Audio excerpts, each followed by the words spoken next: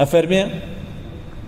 الله جل جلاله لم آياتان يجمان فرمان من بيكا كان يجكان من بباريزين نيجكان من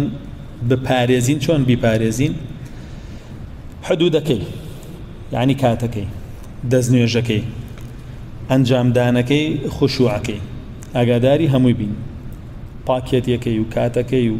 خشوعکی و رکوع و سجودکی هموی اگادار بین بیپارزین لکاتی خویا افرمت شون لصحيحين ابن مسعود بما نجيرته افرمي برسيارم كل رسول الله صلى الله عليه وسلم باشترين كردار شي فرمي الصلاة على وقتها بريتيا لنويج لكاتي خويا